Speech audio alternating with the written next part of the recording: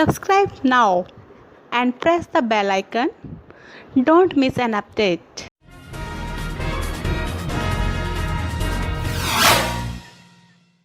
नमस्कार दोस्तों, यह वीडियो उन पढ़े लिखे और बुद्धिमान लोगों के लिए है जो परमात्मा गॉड अल्लाह को जानना चाहते हैं कि वह कौन है और कैसा है। फिर यह लोग बुद्धिमान होने के नाते यह भी जानना चाहते हैं कि भगवान या अल्लाह को किसने देखा है।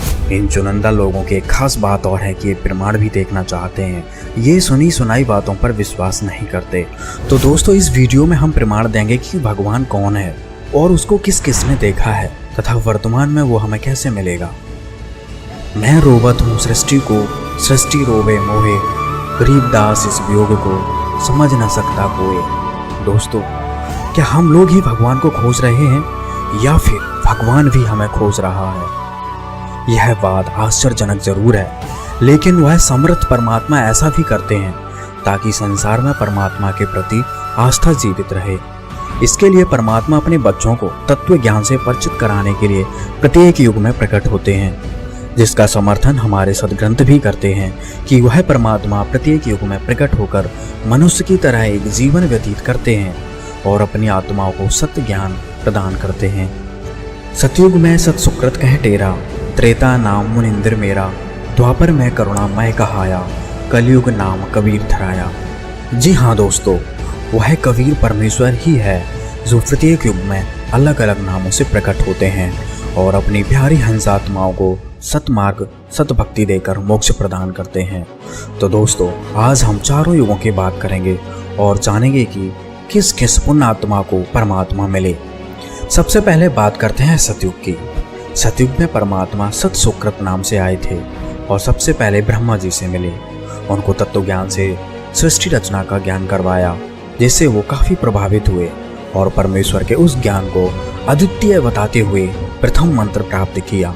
परमेश्वर ने ब्रह्मा तथा सावित्री जी को उपदेश दिया। इसके पश्चात परमात्मा विष्णु जी के पास विष्णु लोक में गए, उनसे चर्चा की तथा विष्णु जी को शिष्य बनाया। परमात्मा ने विष्णु जी व लक्ष्मी जी को उपदेश दिया। इसके बाद परमात्मा शिव जी के पास शिवलोक में गए तथा शिव जी व पार्वती जी को नाम उपदेश दिया। वैसे तो सतयुग में मनु महर्षि जी को भी कबीर परमेश्वर मिले थे। कबीर परमेश्वर उस समय सत सुकृत नाम से प्रकट हुए थे। अपने तत्व ज्ञान से मनु जी को परिचित करवाया था, लेकिन उन्होंने परमेश्वर के ज्ञान को सत्य न मानकर अपने द्वारा की जा रही भक्ति को ही श्रेष्ठ माना। दोस्तों, सतयुग के बाद अब बात करते हैं त्रेता युग की।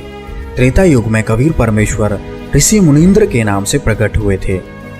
दोस्तों, रामायण में नल नील का नाम तो आपने सुना ही होगा। ये दोनों मौसेरे भाई थे और दोनों ही शारीरिक व मानसिक रोग से दुखी थे। परमात्मा ने उनको आशीर्वाद मात्र से ठीक करके और सत्य ज्ञान को उपदेश देकर अपनी शरण में लिया। इस युग में परमात्मा लंका में रहने वाले चंद्र विजय भाट व उनकी पत्नी कर्मवती को भी मिले और उसके बाद रावण की पत्नी मंदोदरी जी और भाई विभीषण को ज्ञान समझाया। यही कारण था कि राक्षसों की नगरी में होने के बावजूद भी ये धर्म का पालन करने वाले थे, किंतु रावण अभिमानी था, जिस कारण उसने किसी की ना सुनी और अपना सर्वनाश करवाया। मुनींद्र ऋषि जी के रूप में परमात्मा हनुमान जी को भी मिले थे।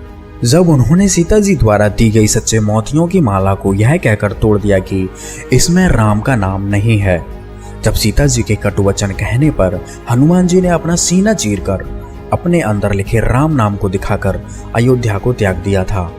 उसके पश्चात मुनींद्र ऋषि रूप में परमात्मा ने हनुमान जी को समझाया कि जिस रामचंद्र जी की आप भक्ति करते हो वह परमेश्वर नहीं है। मुनींद्र जी ने कहा कि मैं ही पूर्ण परमात्मा हूँ। तब हनुमान जी ने सत्य ज्ञान को स्वीकार किया। इसका प्रमाण पवित्र कबीर सागर के हनुमान बोध में है। अब बात करते हैं दोस्तों द्वापर युग की। दोस्तों, त्रेता के बाद द्वापर युग आता है, जिसमें परमेश्वर कबीर जी करुणामय नाम से प्रकट हुए थे। उस समय एक वाल्मीकि जाति में उत्पन्न भक्त सुदर्शन सुपच उनके शिष्य हुए थे। इन्हीं सुदर्शन जी ने पांडवों के यज्ञ को सफल किया था, जो ना तो श्री कृष्ण जी के भोजन करने से सफल हुई और ना ही 33 करोड़ देवताओं, 88,000 ऋषियों आदि के भोजन खाने से सफल हुई थी। इस युग में परमेश्वर ने राजा चंद्र विजय और उनकी पत्नी इंद्रमती को भी सच्चा ज्ञान समझाया था, जिससे उनका भी कल्याण हुआ। दर्शकों, अब हम बात करते हैं कलयुग की।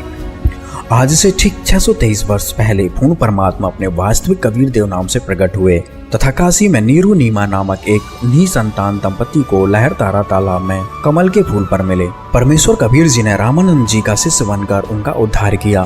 स्वामी रामानंद जी अपने समय के सुप्रसिद्ध विद्वान कहे जाते थे। परमेश्वर कबीर साहब जी ने उन्हें यथार्थता से परिचित करवाकर सतलोक के दर्शन कराए। उस समय गोरखनाथ जी ने भी कबीर साहब जी के साथ ज्ञान गोष्ठी की, फिर सिद्धियों के बल पर परमात्मा जी की परीक्षा ली, जिसके बाद गोरखनाथ जी को विश्वास हो गया कि यह पूर्ण परमात्मा है, यह उनका अवतार है। अंततः परमेश्वर कबीर जी से सतनाम लेकर भक्ति की तथा सिद्धियां प्राप्त करने वाली साधना को त्याग दिया। सिख धर्म के प्रवक्ता श्री नानक देव जी को भी पूर्ण परमात्मा कबीर साहब जी मिले। गुरु नानक देव जी को परमात्मा वेही नदी पर मिले। उनसे काफी देर तक ज्ञान चर्चा करने के बाद उन्हें सतलोक का दर्शन कराया तथा 3 दिन तक सतलोक की सैर करवाकर सत्य ज्ञान से परिचित करवाकर वापस छोड़ा। इसके अलावा गरीबदास जी महाराज जी को भी पूर्ण परमात्मा 10 वर्ष की आयु में जिंदा महात्मा के रूप में मिले थे। उन्हें सतलोक सचखंड दिखाकर अपने अद्वितीय ज्ञान से अवगत कराया तथा अपनी महिमा की वाणी पुनः प्रकट करवाई। बांधवगढ़ के सेठ धनी धर्मदास जी जब 68 तीर्थ की यात्रा पर निकले हुए थे, तब पूर्ण परमात्मा कबीर साहब जी जिंदा बाबा के रूप में धर्मदास जी को मथुरा में मिले और कर्मकांड में उलझे धर्मदास जी को सत्य ज्ञान सतमार्ग बताकर सद्भक्ति प्रदान की तथा सतलोक के दर्शन करवाए थे। संत दादू दयाल जी जब 7 वर्ष के थे, तब भी परमेश्वर कबीर जी सशरीर प्रकट होकर उस पुण्य आत्मा को ज्ञान समझाया और अपनी शरण में लिया और उनको भी अन्य पुण्य आत्माओं की तरह परमेश्वर कबीर जी ने 3 दिन सतलोक दिखाया। कलयुग में ही श्री मलुकदास जी साहब को पूर्ण परमात्मा मिले तथा 2 दिन तक सतलोक दिखाया। तब तक श्री मलुकदास जी अचेत रहे। बलक बुखारे के बादशाह इब्राहिम सुल्तान अधम को कबीर परमेश्वर मिले और उनका राजपाट छुड़वाकर भक्ति प्रदान करके उनका कल्याण किया। मुसलमान धर्म के प्रवर्तक हजरत मोहम्मद जी को भी परमात्मा कबीर देव जिंदा महात्मा के रूप में मिले और उनको सतलोक लेकर गए, लेकिन उनकी रुचि वहां नहीं हुई।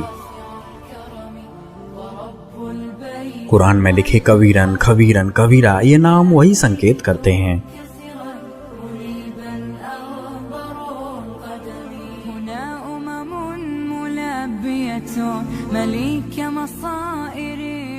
राजस्थान के समराथल धौरा नामक स्थान पर परमेश्वर कबीर जी आदरणीय जंबेश्वर जी को मिले, उनको सतलोक की महिमा सुनाई तथा भक्ति मार्ग देकर कल्याण किया। दोस्तों, कलयुग में और भी अन्य महापुरुष हुए जिनको परमेश्वर कबीर जी मिले, जैसे पीपा जी, धन्ना भगत जी, रविदास जी, घीसादास जी आदि। तो दोस्तों, इस वीडियो को देखकर आपको पता चल ही गया होगा कि किस प्रकार परमात्मा प्रत्येक युग में हमारे लिए, हम जीवों के उद्धार के लिए प्रकट होते हैं। वे हमारे परमपिता हैं और हमें सच्चा ज्ञान व भक्ति देकर पुनः उस सुखमय स्थल पर लेकर जाना चाहते हैं जहां से हम गलती करके यहाँ काल लोक में आ गए हैं। दोस्तों, इन सभी महापुरुषों को परमेश्वर कबीर जी मिले तथा सतलोक दिखाकर वापस छोड़ा, जिसके बाद उन्होंने परमेश्वर कबीर जी के वचन पर डटकर भक्ति की। अतः आप सभी से हमारा निवेदन है कि वर्तमान में पूर्ण परमात्मा कबीर साहब जी के अवतार रूप में संत रामपाल जी महाराज जी आए हुए हैं और वही सत्य ज्ञान जो कबीर साहब जी ने बताया, वही ज्ञान संत रामपाल जी महाराज बता रहे हैं। प्रभु प्रेमी आत्मा इस ज्ञान को स्वीकार करें। मानव जाति के लिए संत रामपाल जी महाराज द्वारा दिया गया ज्ञान अनमोल खजाना है। अभी तक हमने जिन भी महापुरुषों के नाम बताए, उन सभी महापुरुषों की वाणी में कबीर परमात्मा की महिमा का विस्तार से वर्णन किया गया है, लेकिन वर्तमान में पूर्ण परमात्मा की सही जानकारी केवल संत रामपाल जी महाराज जी ने जनसाधारण को बताया है। कुछ धर्म के स्वार्थी लोगों ने परमात्मा की इन वाणियों को कि कबीर ही परमात्मा है और परमात्मा किन किन लोगों को मिले, इन सभी वाणियों को छिपा कर रखा। तो आप सभी से निवेदन है, इस सारे तत्व ज्ञान को विस्तार से जानने के लिए संत रामपाल जी महाराज जी के मंगल प्रवचन अवश्य सुने।